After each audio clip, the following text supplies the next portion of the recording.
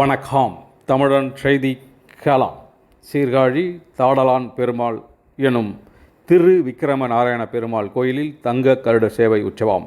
திரளான பக்தர்கள் கலந்து கொண்டு சுவாமி தரிசனம் செய்தனர். மயிலாடுதுறை மாவட்டம் சீர்காழியில் 108 திவ்ய தேசங்களில் 24வது திவ்ய தேசமான தாடலான் பெருமாள் எனும் திரு விக்கிரம நாராயண பெருமாள் கோயில் உள்ளது. இக்கோயிலில் லோகநாயகி தாயாருடன் பெருமாள் காட்சி தருகிறார். கோயில் மூலவர் திருவிக்கிரம நாராயண பெருமாள் தனது இடது காலை வானோக்கி தூக்கியவாறு காட்சி தருகிறார். மூலவர் பெருமாளின் வலது பாதத்தை ஆண்டுக்கு ஒரு முறை வைகுண்ட ஏகாதசி அன்று மட்டுமே தரிசனம் செய்ய முடியும். இத்தகைய புகழ்பெற்ற கோயிலில் வருடாந்திர பிரம்மோற்சவ விழா கொடியேற்றத்துடன் தொடங்கி நடைபெற்று வருகிறது.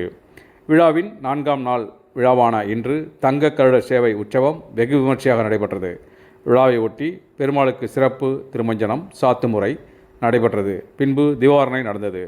தொடர்ந்து தங்க கருட வாகனத்தில் பெருமாள் புறப்பட்டு பக்தர்கள் கைப்பல்லக்கில் தூக்கி வர 4 வீதிகளிலும் பெருமாள் வீதி உலா வந்தார். அப்போது திரளான பக்தர்கள் கலந்து கொண்டு சுவாமி தரிசனம் செய்தனர். விழாவின் முக்கிய நிகழ்ச்சியான திருக்கல்யாண உற்சவம் வரும் 19ஆம் தேதி நடைபெற உள்ளது. விழாவிற்கான ஏற்பாடுகளை கோயில் நிர்வாகிகள் பக்தர்கள் செய்து வருகின்றனர்.